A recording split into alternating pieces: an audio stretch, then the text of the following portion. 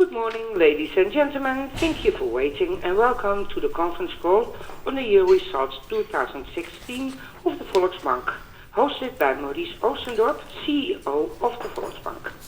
At this moment, all participants are in listen-only mode, and after the presentation, there will be an opportunity to ask questions. I would like to hand over the conference to Mr. Maurice Oostendorp. Go ahead, please. Good morning. On behalf of Annemiek van Melick and myself, welcome to this conference call about the annual results of the Volksbank NV. We're pleased to be able to, for the first time, release those numbers. Volksbank, as you know, the overall family name, as we say, the company that holds the license with the brands ASN Bank, Regio Bank, BLG Wonen and SNS. Over last year we've seen an improvement in our overall banking franchise, reflected in, amongst others, one out of 5 new current accounts in the Netherlands opened at one of our brands, a substantial increase in the market share of new retail mortgages, leading to an overall stabilization of our mortgage portfolio, which was an objective in itself, and a further detailed follow-up on the mission and the strategy we have. As I said before, we renamed SNS Bank NV into the Volksbank NV as per the 1st of January this year, because we believe that next to the merger of the 3 banks that held a license, it also emphasizes better the course of the bank, and it has set to strengthen its identity as a social, people-oriented and sustainable bank. We focus on optimizing shared value for our customers, society, employees and shareholder. So we don't focus on one of them independently, but all 4 of them in a balanced way, leading to, as I said, optimizing the total of that shared value. Banking with a human touch means that we put a lot of focus on improving the overall customer satisfaction levels, and we've been able to improve those scores again last year. We focus on an employee net promoter score of 30%. There's quite a lot of technique behind those percentages, but a 30% employee net promoter score reflects overall a committed and satisfied staff. And we have improved the percentage climate neutral balance sheet to 23%, on our way to meet the overall target of 100% being 100% climate neutral in 2030.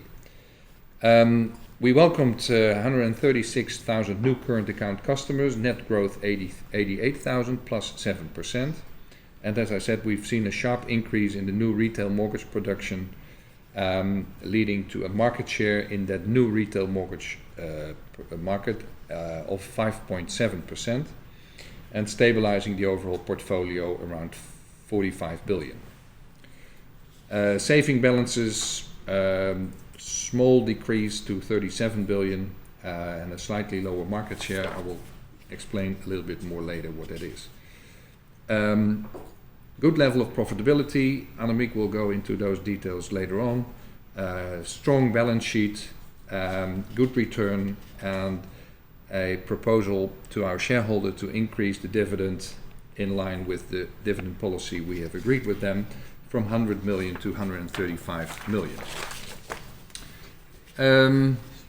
As I said, we've changed the name and the legal structure. That whole process is behind us.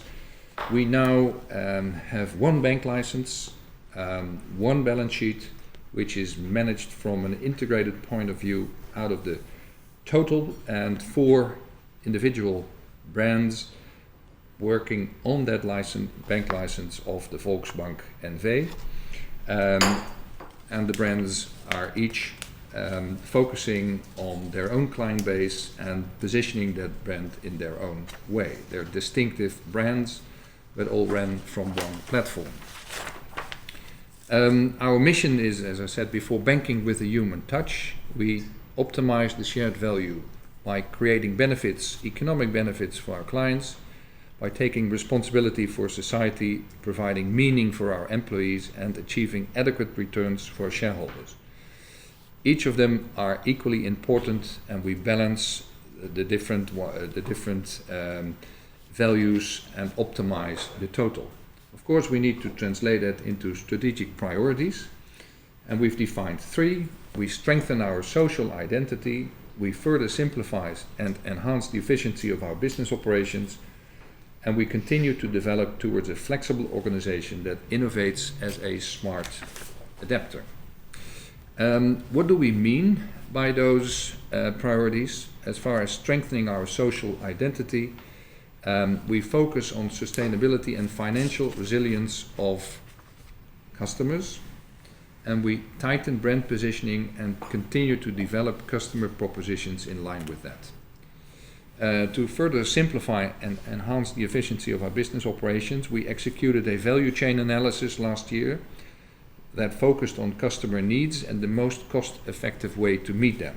This analysis, which involved 250 colleagues, resulted in a number of initiatives in the bank aimed at improving operational efficiency, comprising straight-through processing, increased digitalization, optimizing support functions, and further automation and optimization of IT processes, and also a moderation of our remuneration policy.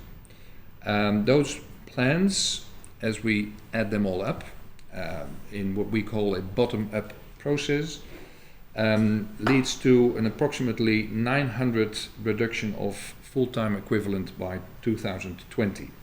So during the coming 4 years, we expect around 900 FTE to be employed less in the bank than which is currently the case. It's equally divided over internal and external employees, and we will work along the plans that have been made during the coming 4 years. So it's not an exact number that we strive for, but this is what bottom-up has been planned for and which is in execution. As far as where it has started its execution, based on information, discussion with colleagues, staff members in different departments, it has led to a restructuring provisioning of 32 million, 24 million net, which reflects the largest part of the costs that we foresee for this bottom-up process during the coming 4 years. In order to develop towards that flexible organization that uses financial technology innovation as a smart adapter, we follow those innovations in the area of the core banking functions and innovate quickly with a focus on improving the customer service and improving the way we hold the relationship with the clients in line with their needs and expectations.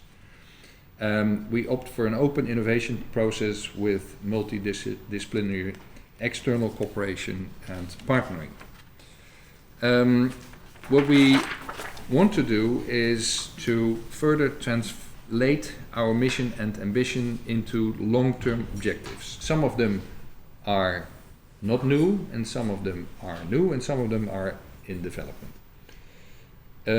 As far as client satisfaction is concerned, we strive for a customer weighted average of all brand specific net promoter scores of 10% in 2020, and a further increase of the number of current account customers to 1.5 million.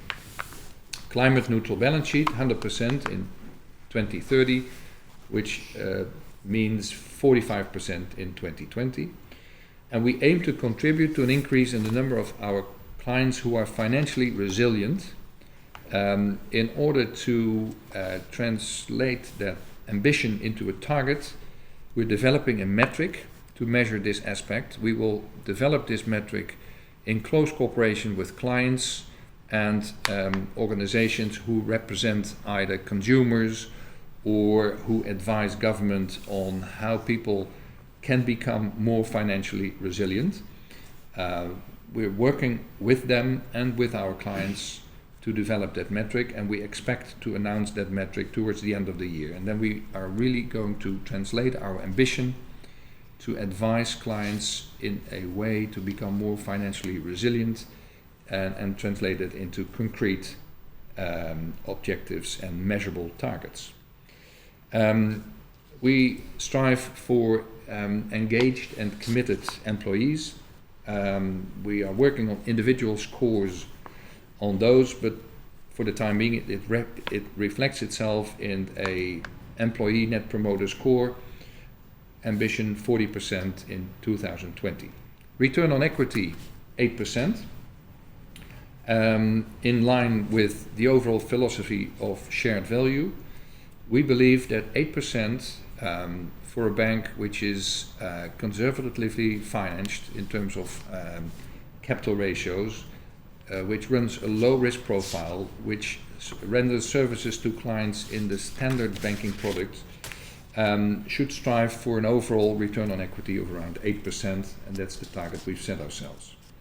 Common equity tier 1 above 15%, that applies already now. A leverage ratio of 4.25% applies now also. Dividend payout ratio 40 to 60%, realized this year 41%, and a cost income ratio 50 to 52% by 2020, which, as you know, will need some work to be done. The manifesto ambitions have translated themselves into initiatives in 2016. We proactively contacted more than 100,000 customers with its mortgage term monitoring service. This is a new type of service, underlining the fact that we want to tighten the relationships between us and our clients. We introduced for Regiobank and SNS more sophisticated loan-to-value buckets in the pricing policy, and that enables more diversified pricing. Regiobank launched a new payment and saving accounts for children, Young Wijs, in English Young Smart maybe, that combines fun and practical money tips for children as well as their parents. And 5,000 of these accounts have been handed out over the last few months, which we think is a great success. And BLG Wonen continue to make it easier for first home buyers to purchase a house by offering a step-by-step guide in the mortgage application process. We adhere a lot of value to education, financial education. We gave over 500 guest lessons at primary schools in the Netherlands, and we have our own Euro-wise, Euro-smart program, which reached over 100,000 school children over last year. In terms of sustainability, I mentioned already the climate neutral balance sheet, for which we have started pilots in order to activate clients or motivate clients, I should say, to improve the energy label of their houses, which is not only in their interest, because they will pay less for their energy, but also in our interest because that works towards our climate neutral balance sheet. And we opened our first circular shop in Zoetermeer, which stands as a model for all our shops over time. We've seen a further improvement of the overall customer satisfaction level to -8. Two of our brands have a positive NPS. There are only 3 bank brands in the Netherlands. Two of them are ASN Bank and Regiobank. SNS has shown a further improvement to -18, and BLG Wonen an improvement to -29. As I said before, our target is to strive for 4 positive NPSs with a weighted average of +10 by 2020. But the trend is in the right direction. We've welcomed 205,000 new customers, net growth 65. It's payment accounts, it's savings customers. It's a combination of those two, of course, plus a few other products that add up to the total. Our share in the market of new current accounts is 1 out of 5, which is substantially above our portfolio, which stands at 7.5. And we like to see in this high percentage a reflection of the fact that we're attractive for new clients, in line with the philosophy we have towards the sort of bank we want to be and the way we render our services to our clients. The largest eye catcher, I would say, in terms of progress is the constant improvement we've seen in our market share in new retail mortgage production. We came from a very low percentage, 1.8 end of 2013, and during 2014, 15 and 16 we've seen an increase to 5.7 by the end of 2016, and the early start of 2017 has seen a further growth, which is in line with our ambition to be a long-term relevant player in the Dutch retail mortgage market. Market share in retail savings dropped slightly from 10.9 to 10.7, which is to a large extent a result of the merger of 3 banks into one. Clients lost deposit guarantee services. We discussed this with clients. We, where needed, compensated them for the impact in case they wanted to take their deposits with them. All in all, the client satisfaction of this transition has been very high, but it has led to a slight drop in our market share. And then last, a further insight in the mortgage production versus redemptions. And we've crossed the line showing that the production now is higher than the level of redemptions, and only at that point in time we have been able to stop the reduction of the overall retail mortgage portfolio. Over last year's only a small drop of 100 million, and as I said, as the new year has started, we have been able to start growing the portfolio, all in a very managed way, so it's not a growth perspective, growth objective in itself, but it's fully in line with our ambition to be a relevant player in this market. So we're happy that the reduction of the portfolio has come to an end and has started to grow early 2017. That's the end of my introduction, and I would like to ask Annemiek now to further comment on the results and the outlook. Thanks, Maurice. If we go to the results, I propose we start with the net results slide, which is slide 16. If we look at the adjusted net result, we see a slight increase from 335 million to 354 million. If you would adjust this limited underlying increase for the one-offs we have excluded there, being for 2015 the book loss of SNS Securities and the positive fair value movements of the DBV portfolio that unfortunately we still have at fair value at our balance sheet, which is related to a legacy of the past where we still belong to one group together with the insurance company Vivat, where we bought that portfolio from them. That fair value movements of the DBV portfolio was positive last year for 35 million. This year it was relatively neutral, it was -1. This volatility will be gone from our P&L as from 2018 onwards, because when we introduce IFRS 9, we will be allowed to actually change the way we account for this portfolio. And we will be able to put that on amortized costs. So 2017 will really be the last year that we see the volatility coming through from DBV. If we adjust for this DBV volatility and for the restructuring provision that Maurice already alluded to in the start related to the reorganization that we've planned, the net result for the period would show a limited decrease from 348 million to 329 million. If we would look at the adjusted return on equity, which is based on that limited increase of the adjusted result, we would see a decrease of 10.7 to 10.3, which is wholly related to the increase in capital, with a current quarter one of 29.2%. We're probably among the highest capitalized banks in Europe at this point in time. But even despite that high level of capital, we still maintained to realize a 10.3 adjusted return on equity. The composition of the net profit has changed though, so the 345 million adjusted that we see in 2016 has been impacted by a couple of factors that mitigate each other. We've seen a decrease of net interest income that I'll allude to on the next page of 83 million.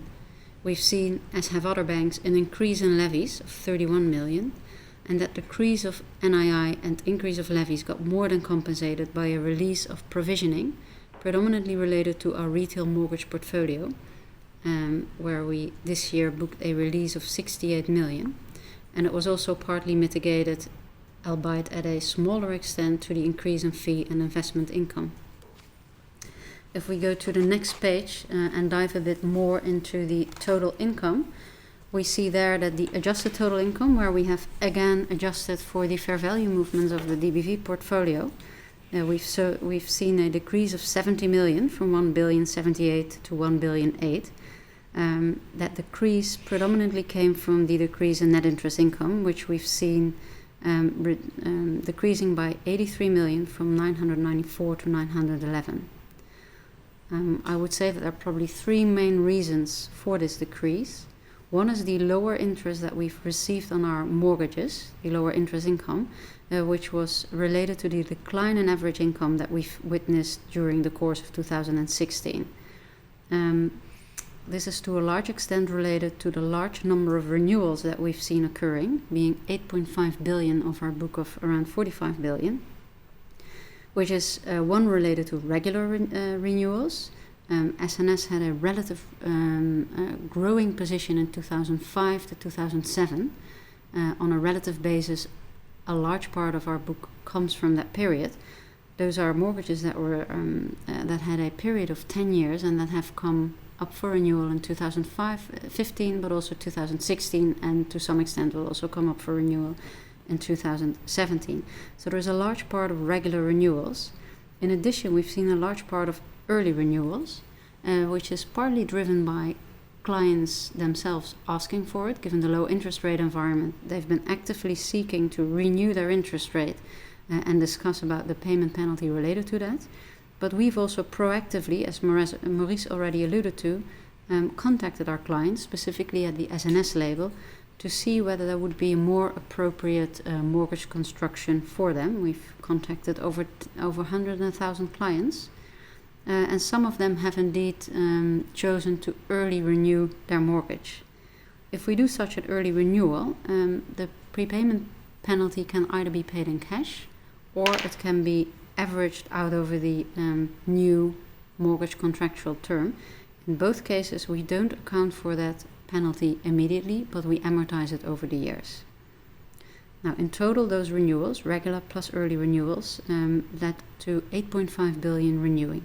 If you would add to that the 3.7 billion of new production and the 3.8 billion of variable mortgages that we have, around 16 billion of the 45 billion that we have, so around 1/3 of the book, has repriced during the course of 2016. Another element, the second element that adds to that lower interest income, is that we've clearly seen a shift in client demand for longer period mortgages. We already discussed that last year. We've seen that trend continuing. The total new production in the Netherlands currently already exists for 50% in mortgages that run for 15 years and over. At SNS, at the Volksbank, we have not increased our new mortgage production to the level of 50%, but we have increased it to around 30%. On the total book that we have, around 16% is now 15 years and over in terms of mortgage duration, which means that we had to hedge that a bit more. in order to still maintain our duration target. We've run the bank at a relatively low duration of 1.6 during the year. So we've used interest rate derivatives to actually steer that duration, which has an impact on the income you generate. The third factor, which basically compensated, but not fully, but compensated to a large extent, the decreased income on mortgages and the negative income related to swaps, was the lowering of our saving deposits, where we, just like other banks, lowered our saving deposit rates further in 2016, and we've also had less cost on wholesale funding. Related to what Maurice already explained earlier, based on the shared value concept, we did lower our saving rates, but we still offer slightly more interest than our peers on our sight deposit rates. That has been a proactive choice. We could have brought that further, and if we would have strived for share profit maximization, we probably would have done it. But with the current level of profitability and the current ROE, we decided not to do so. So that was a conscious decision. That led to a decline in net interest income of 83 million and a decline in adjusted income of 70 million. We do expect in 2017 to still see some renewals, given that also in 2007 we had quite some production of 10-year mortgages, but we do expect the regular renewals to become less this year and less the years thereafter, as a large part of those people who actually opt for early renewal have already contacted us or have been contacted by us. So we would expect the level of renewals to slow down in the coming years. If we then look at the operating expenses, we would see at the adjusted operating expenses line a decrease of around 2% from 575 million to 564 million, where we have adjusted for the regulatory levies, or where we've shown the impact of the regulatory levies, which, similar to other banks, has led to an increase in cost for us. The levies have increased with 31 million from 15 to 46. And we've also separately shown the impact of the restructuring charge of 32 million. If we look at the efficiency ratio on an adjusted level, i.e. adjusted for one-offs and for the regulatory levies, we see an increase of 53.4 to 56%, despite the 2% underlying decrease in operating expenses, which is wholly due to the lower income that we discussed on the previous page. The restructuring charge that we have taken of 32 million is related to the reorganization that Maurice touched upon briefly in his introduction, which basically should enable us to be at par and remain at par with peers in terms of cost, and to be able to offer our clients the same rates for their products as our peers do. Where we strive to a 50 to 52% cost-income ratio in 2020. Due to bottom-up analysis, we've discovered that a 900 FTE reduction should be possible, which is based 50-50 on internal and external FTE. Now, the large part of the provisioning has been taken for that, at least for the measures that we have identified together with our colleagues that were in such a well-developed stage that we could actually provision for, and we may have some smaller additions to our restructuring provision in the years to come, but the bulk has been taken with that 32 million. On the provisioning side, we've seen a clear improvement of the credit quality of our portfolio. We've had a release of total loan impairments of 68 million in 2016. In 2015, we still saw an addition of 37 million, which was already a lot lower than the additions we've seen in 2014. There are two main reasons for this release of loan provisioning. One is related specifically to the Volksbank and to the investments and to the efforts that have been put into significantly improving our arrears department management capabilities over the last 2 years, finally bearing fruits. There was a huge backlog coming out of the crisis, given everything that the Volksbank, while it was still part of the bigger concern with property finance and Real went to, there has been limited attention previously for the arrears department. In 2014-15, this has been significantly improved. And in 2016, we finally seen the impact of the reduced backlog in cases that we had. We still had significant clients in arrears. We had clients who had not been contacted for 2 years, albeit already being in defaulted. We've changed the processes. We've assisted one case handler per client. We've changed the management information. We've trained the people. We've added more people. And thereby we've been able to significantly reduce the backlog of clients in arrears. You can see that on the chart as well. You can see it from the 2013-14 level decreasing massively. And in 2016 again we've seen that the total amount in arrears halved from 1.3 billion to 700 million. And the amount of clients in default actually more than halved from 900 million to 400 million. Which is really related to that backlog being worked through. Where we have discovered multiple things.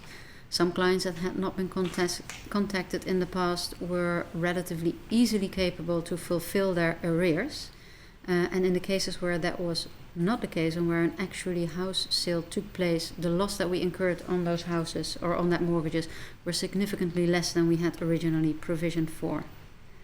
The second reason is obviously the general macroeconomic reasoning with a lower unemployment and rising house prices in the Netherlands, leading to generally less inflow, less true flow in terms of clients that are in arrears, and increased house prices lead to less losses being incurred on the actual sale of houses.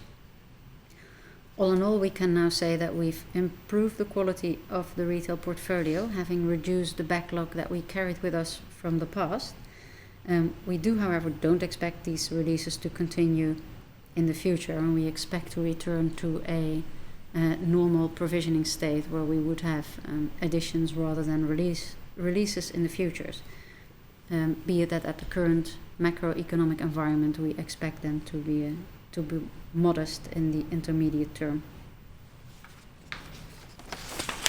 If we look at the retail mortgage production, we've seen, obviously driven by legislation, the largest part of the production being in the form of annuity mortgages.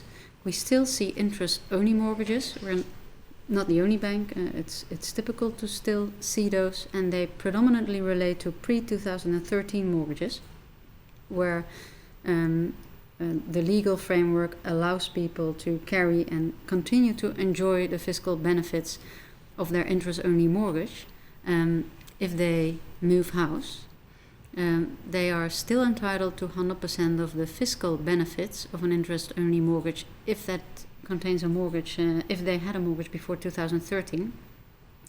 However, the Volksbank, together with the other banks in the Netherlands, have limited that to 50%, i.e. if you had a mortgage pre-2013, you move houses, you had an interest-only mortgage, you can continue that mortgage for 50% in an interest-only part, meaning that the interest-only 27% that you see here is consisting of partially interest-only mortgages related to pre-2013 original mortgages. If we look at the LTV production bucketing, we see that we had 36% in NHG mortgages.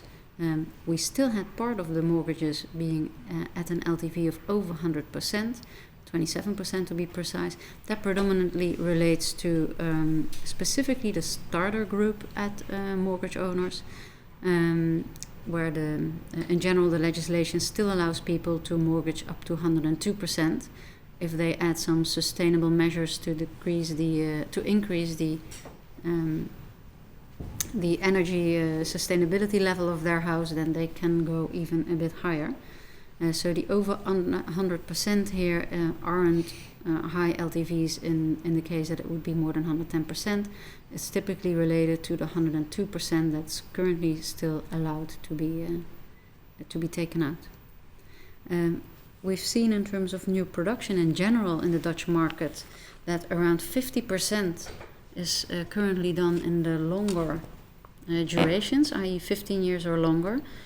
At SNS we have seen 30% of our new production in that duration period, whereby 15 years and over in our total book has increased from 14 to 16%.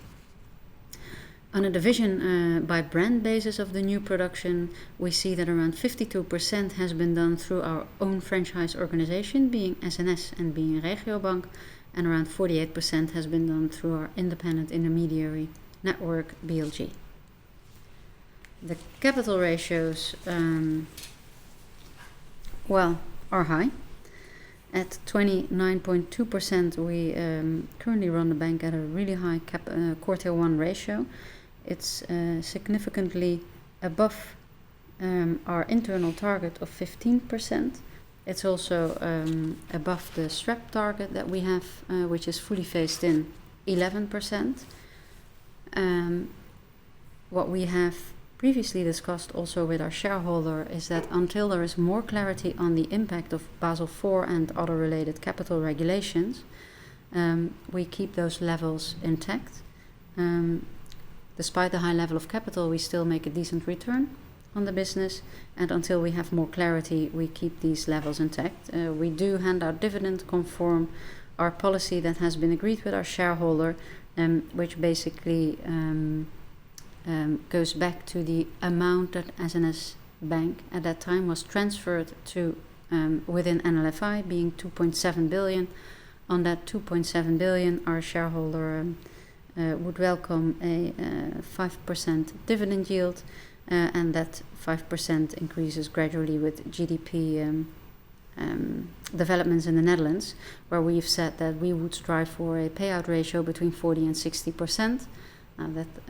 Those two combine neatly and have led to a 135 dividend proposal to be paid to our shareholder, which equates to 41% of the adjusted net profit, on the basis that we have discussed that adjusted net profit with our shareholder. We still have a risk weight for retail mortgages of 15%, as you can see on page 21. The insecurity on Basel IV has actually not become less, but become higher, given the recent statements of the government of Trump to that effect. We've always, in our own calculations, taken a pretty harsh stand and looked at scenarios where we would kind of consider the worst and work from 80% floors, etc.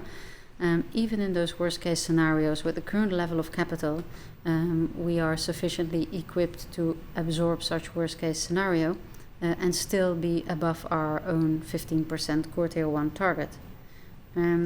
Obviously, once there is more clarity on what will happen of Basel IV, whether it will actually go through or not, and how the impact will be, we'll have another discussion with our shareholder as to the capital that's currently in the company. But for now, we are relatively comfortable with the capital levels as they are, and are in a very comfortable position to just await and see what comes out of that new Basel IV regulation.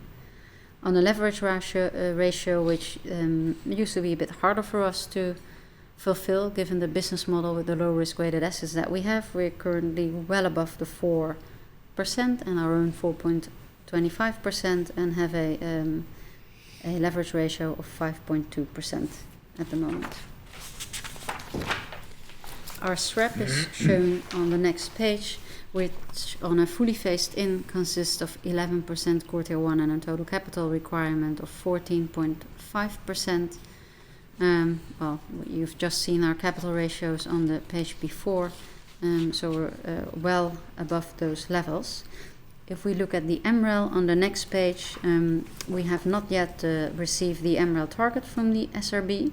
We have been confirmed by the SRB that it supports the designation of our OpCo as the resolution entity. So that means that we, in order to fulfill the MREL ratio, which we would like to fulfill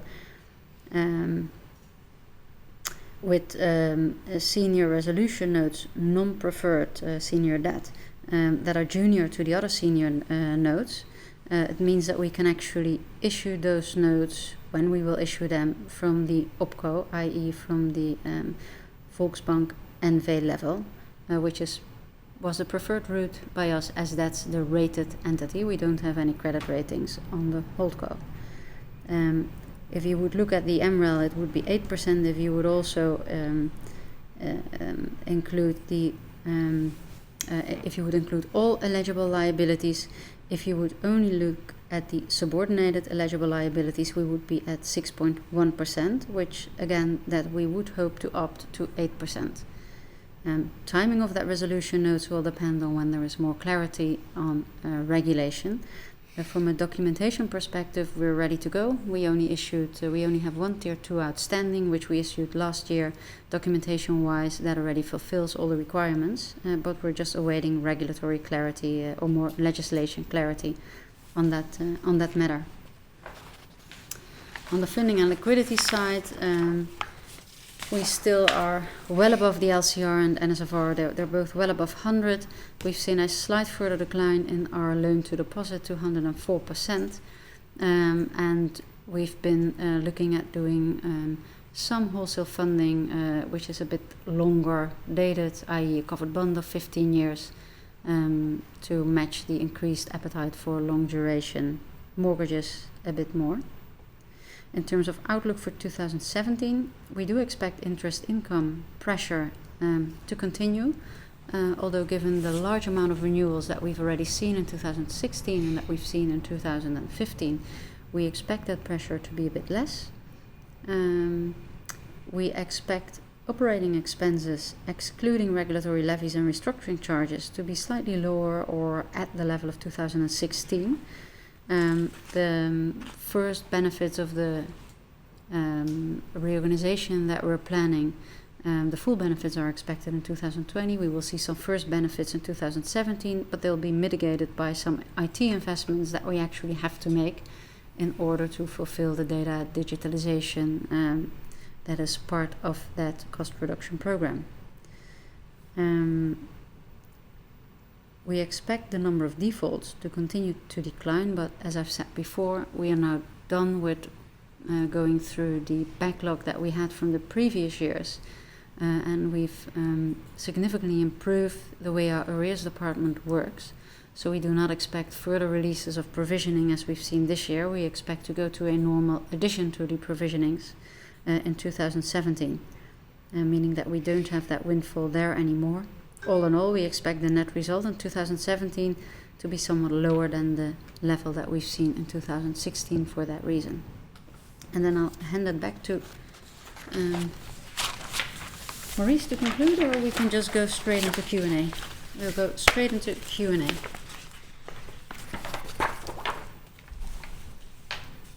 Operator? Yes, ladies and gentlemen, we will start the question and answer session. When you have a question, please press star 1. Your questions will be answered in the order that they are received. So if you have a question, press star 1.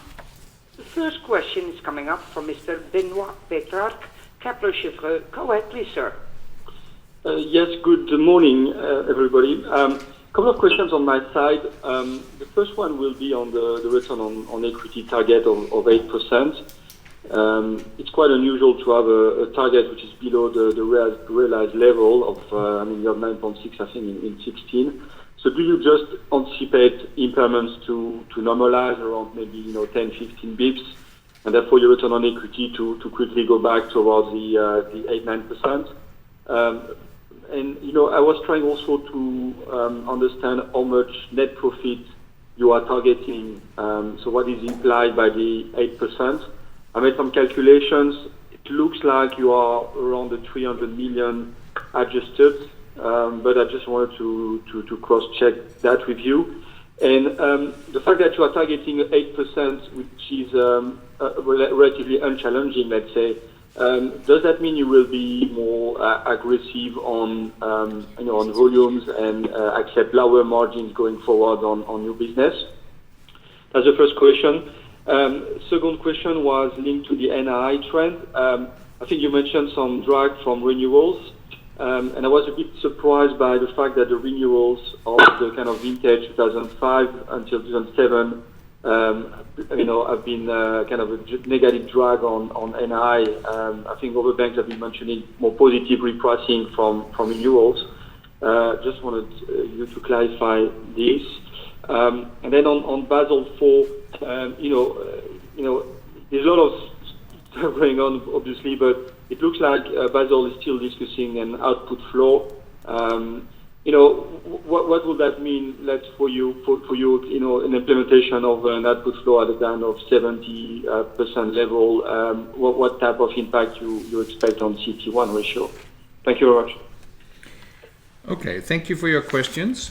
I will start answering your first question by alluding a little bit on the shared value concept, and then Annemiek will follow up by, let's say, going more into the financial aspects of that target. What we have tried to define in terms of financial targets related to shareholders is a target which is in line with the sort of bank we are. We strive for a balance in terms of creating value for clients, society, staff, and shareholder, which obviously doesn't mean that our financial objective is to maximize profit. We are above average capitalized. We have a low risk profile. We have a client-oriented banking with the human touch approach, and the total characterization of that bank would not be in line with maximization of profit or double-digit returns in the current market.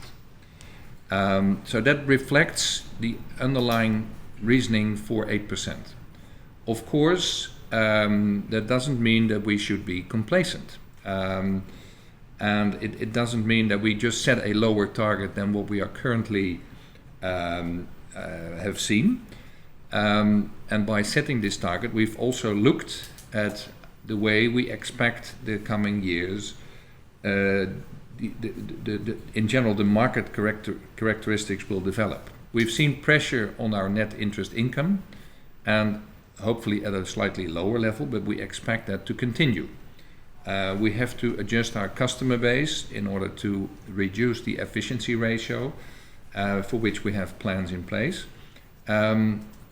And that all in all leads us to the belief that 8% is in line with those trends in terms of net interest income and cost. So it's a target which is indeed below our current level, but it's very well balanced with the shared value concept and in line with what we expect the trend in our P&L to be for the coming years. Annemiek. And in addition, that ROE target of 8%, we've also based that on the assumption that we would have a 15% quarter one, and that Basel IV would be implemented and would actually lead to significantly higher risk weights, so that the actual basis of the equity would not become significantly less than we had at that point in time. If we go to the NII trend question that you asked, related to the positive trend that other banks see, there are a couple of things to mention there. You can discuss commercial margins, but that's very hard to compare between banks because it also requires some information on the input that you have on the funding for that. If we would look at the coupons that are being received on the mortgage book, then the current coupons are lower than they were at the period between 2005 and 2007. Now, on a relative basis, our portfolio has grown quite a bit in those years, so we have probably more regular renewals on a relative basis than our peers. Early renewals we also have more because we proactively contacted, at least at the SNS label, quite some clients. We do that because we feel obliged to the clients to contact them also if there could be a positive development, and B, because we finally would like to maintain, and we've succeeded in that, maintain the mortgage book rather than see it further decrease that we've seen the last few years. So this was really the first year that we've seen production and redemptions being in line, i.e. have a stabilization of the mortgage book. Proactively contacting clients and making sure they remain with you because you go out to them a bit earlier than the exact date of their interest renewal period helps to that effect. Now those two elements have led to, on a relative basis, higher renewals at lower coupons this year than they were than they were 10 years ago. In terms of duration, we have managed to book at 1.6 duration. You could obviously have made more income if you would have run the book, if you would have run the bank at a higher duration level. We've steered everything back to the 1.6 duration, despite the longer demand and some more production in the longer demand areas. Now, the cost of those swaps you should also add to the net interest income impact. And the third one was really related to, if you want to see what's the net interest income, that's related to the savings rates. And as Maurice already alluded to a bit earlier, we could have actually reduced savings rates more than we've done this year. And we actually would not have expected a large outflow of saving clients, because at the current levels, people don't tend to swap bank if they can get 1.25 somewhere versus 1.4 on their savings rate. Given the shared value concept and the fact that we still make close to 10% ROE at the moment, we've decided not to do so. So all in all, those three elements have led to a decrease in net interest income. If you would say that the commercial margin is better for mortgages now than it was in 2005, 6, 7, you have to take those elements into account. You would have to equate for what duration are you steering at, what is the level of retail funding, what is your level of wholesale funding. If we look at the core tier 1 impact of Basel IV, we've obviously ran our analysis, and we've also looked at 80% floor, 60% floor, 100. I think it's fair to say that what we come out with is actually a doubling of risk weights of mortgages. But obviously the impact on the core tier 1 is relatively spread dependent, depending whether you would look at a 60 or 100% floor. I would say now that we're comfortable to make that 15% core tier 1 that we currently have as a target, whatever the floor may be. The floor could even become 100% and we'll still make that 15% core tier 1 target with the current capitalization levels that we have. Just a follow-up question on the ROE target. What type of equity base are you targeting there? Because I think you mentioned that you will be reducing the equity. Yeah, what we've done is to have a target that we feel is sustainable in the future, despite what may happen to Basel IV. And we've set that target actually a couple of months ago when the signals of Basel IV were still a bit more strict, is that we would be able to make that 8%, even if we would get an 80% Basel IV floor and still have a 15% core tier 1 target. Okay, but the equity base is 3.5 billion now? Yeah. And how much is your equity base in your 8%, when you assume 8%? That's roughly the same. So roughly the same, okay. So you have a net profit of around 280 basically in your target, 280 million.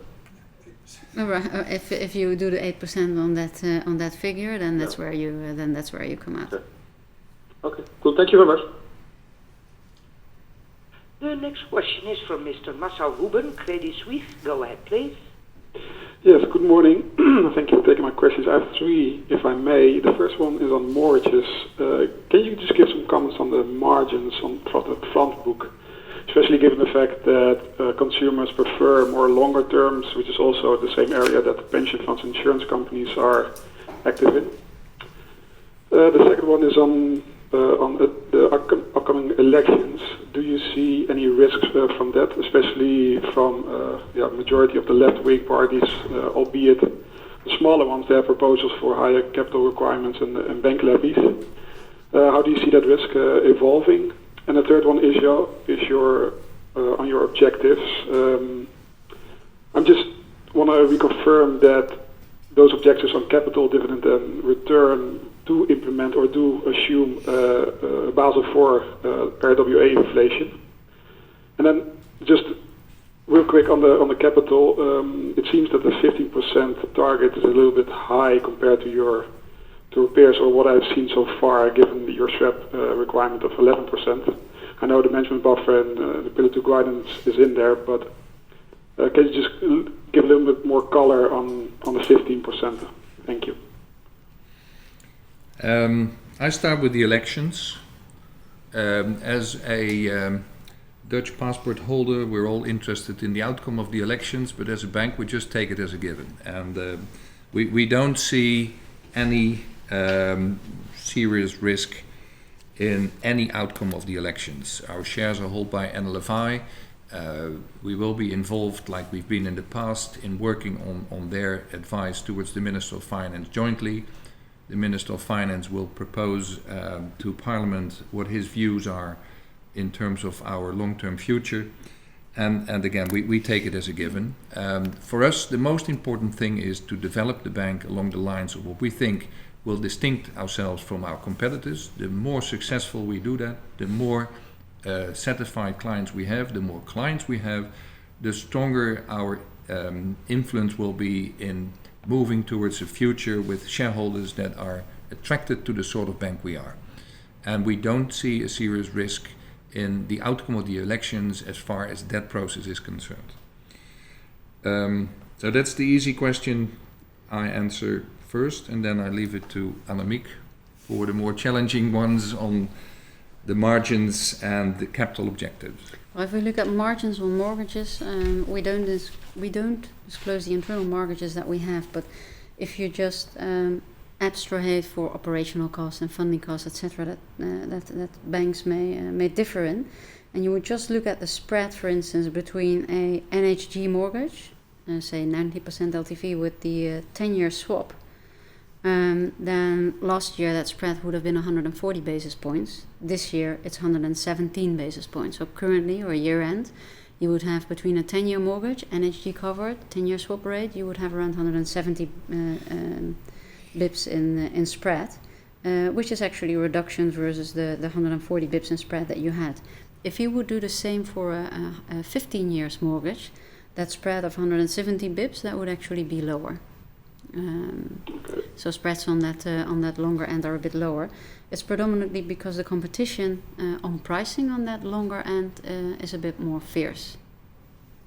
So we've seen a reduction in spread there. If you would compare the level of price adjustments of that NHG mortgage, that would have gone from around 2.3 to 1.7, so let's say 60% bips decrease in the last year.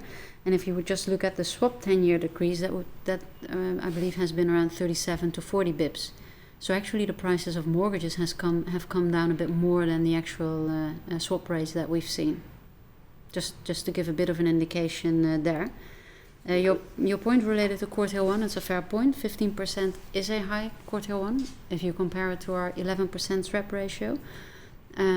We do take into consideration a couple of things there. We take into consideration the nature of our business model, whereby the focus on the Netherlands, focus on 3 core products, have positive elements, as in we should be able to do that at a cost-efficient way, and we should be able to run that business on a very focused way. But there's also a clear disadvantage, and that's that in terms of risk, it is fairly a monoline business. We do want to offer a safe bank also to our clients, so we've decided that on the capital risk side we rather be on the very safe side, and we've set a quartile 1 target of 15%. I guess you should also see that a little bit into relation to the history of this bank and where we originally came from. We've also said that at the moment all the capital regulations are still unclear. We see significant improvements in our mortgage book, in the quality of the way we manage that mortgage book. We see significant improvements in the way we've managed risk compared to how we did that in the past. So will that target remain 15% forever? I don't know, but for the coming period we feel comfortable with a relatively high quartile 1 target. Okay, thank you. Just one follow-up, if I may. Especially on the mortgage volumes, we've also seen at your peer, one of them at least, that they have also increased their production over the amount of redemptions year-end in the fourth quarter. How do you see that in 2017? The market does expect some of the slowdown in house prices in 2017, whereas you might see more redemptions coming through as clients need to have redemption only mortgages instead of interest only. So how do you see that develop in 2017?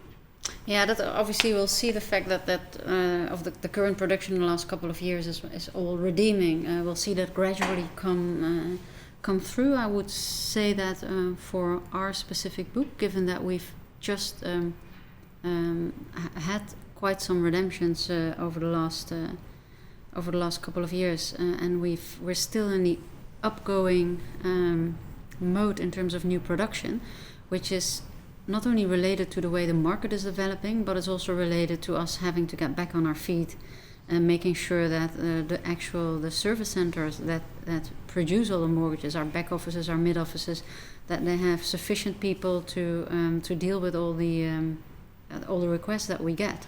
So we've gradually built that up, and what we've seen in the first month and what we expect for this year is that we'll continue in terms of increase in new production, and we don't expect the same continuation in level of redemptions or an increase in level of redemptions. The level of redemptions were pretty similar this year compared to last year, and we have no reason to expect that those will be significantly higher in 2017, whereas we do hope our new production to end up slightly higher than we did in 2016. Right, thank you very much, very helpful. The next question is coming from Mr. Albert Ploeg, ING. Go ahead, please. Yes, thank you for taking my question. I've got a bit more or less some follow-up. So you mentioned, I think, in the call that about 16% of the total mortgage book has a duration of around 15 years currently. So how do you deal with the pricing of that book in light of the Basel IV uncertainty? So are you already pricing on the doubling of the RWAs, as you mentioned in earlier questions? The second question I have, you mentioned that you, let's say, amortize the, the refinancing or the prepayment penalties. So can you give us a bit of feeling, let's say, what the absolute amount of the amortization is, so to speak, in how many years that will be coming into the P&L? And the third question, maybe a bit different view on the NII. Can you maybe mention a little bit what the, let's say, the direct yield on your mortgage book to, let's say, a couple of years ago? That would also be helpful. Thank you.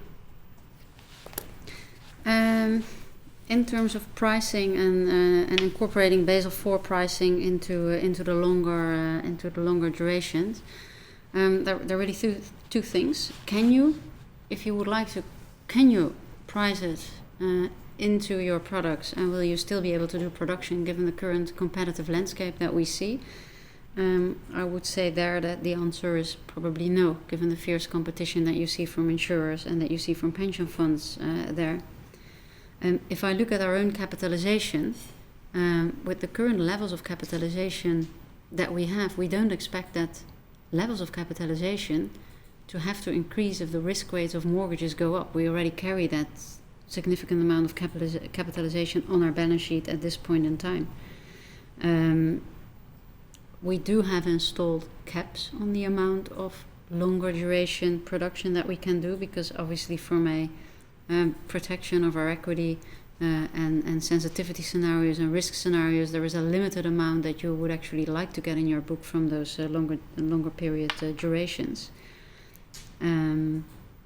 But actually pricing in the amount of risk weights at these longer durations and fully passing that through to the clients is currently not possible in this competitive market. Let me then maybe rephrase, because you had a target of 8% ROE. So let's say on the single new mortgage loan, if let's say assume you have a 35% risk weight in the end, are you then clearly still making, let's say, more than or at least an 8% return on that single loan, so to speak? Yeah, we feel comfortable to still make the 8% return on equity over all our assets on the balance sheet. Okay.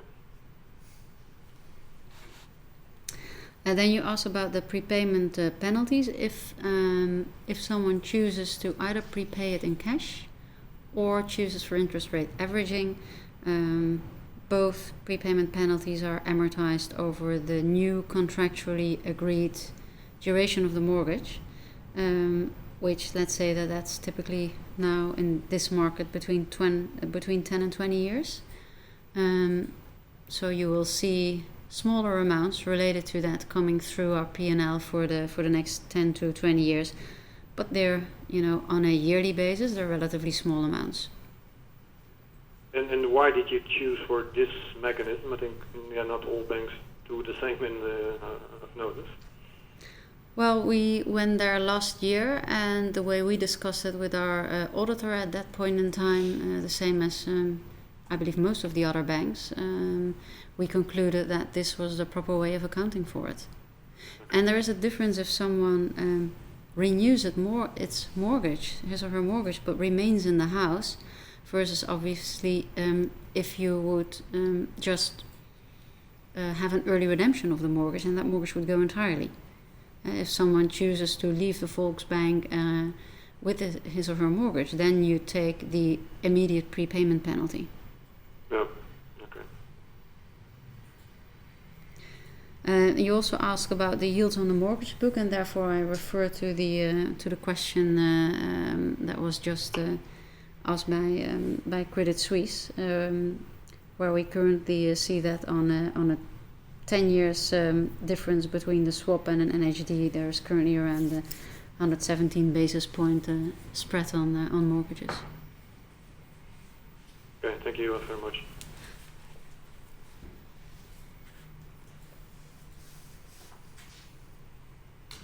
At this moment, there are no additional questions. But if you have a question, please press star 1. So for any questions or remarks, star 1. Go ahead, please.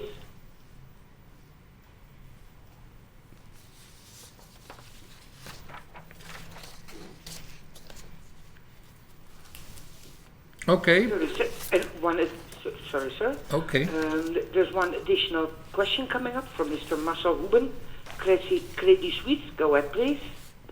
Yes, sorry, thank you for taking another question of me. I'm just wondering about your cost efficiency programs. Could you elaborate a little bit more as to where these should supposed to be coming from? Is it more back office support functions, or is it more branch related? Thank you. I would say it's across the board, but it's fair to assume that there is quite some focus on the mid and back offices. Having said that, we'll also see opportunities for cost reductions in, for instance, the overhead departments. What you see in terms of digitalization, in terms of data management that you can do better, which obviously relates to back and the mid offices, also holds for the more finance and risk related departments at the head offices. Where you now, if you have to submit your financial statements to the ECB, still need quite some manual actions to check or to transport data from one system to another. If you've all aggregated that into one data management system, you can also work with less people in those departments. So there is quite some focus on mid and back offices, but also in the front office and in the overhead departments, there are ample opportunities to reduce costs further. All right, thank you. And then do you benchmark yourself towards a peer, or how does it work? How do you know how much cost can easily be reduced there? Well, we obviously look at peers, but the way we actually come up to the cost reduction measures is a lot more value chain oriented. I.e., we look at, for instance, a value chain. A client would like to have a house, which starts from the orientation moment of that client on internet, all the way through the bank, through the acceptation department, through the back office, leading up to where that actually mortgage ends up in which finance and risk system, i.e. from the origination front office to the actual reporting. In that whole value chain, where is the most efficient way to actually improve your efficiency. And that we've done in a very thorough bottom-up analysis, which was really value chain driven.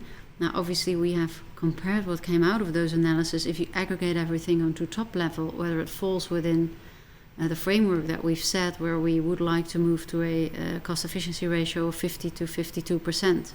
I.e., if out of those value chain analysis a cost income ratio of 60% would have been the result, that would obviously not have been enough. So there is a benchmarking afterwards, and our IT department actually always checks as benchmarking. They're situated pretty good there. So we do some cross-checks with the benchmarks, but we haven't actually made the actual measures only based on benchmarking. Okay, thank you. Very clear.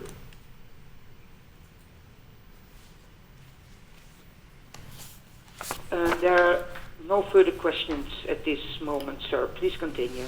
Okay, then Annemiek and I and the Investor Relations team would like to thank you all for calling in and asking questions. And we close the conference call on the annual results now.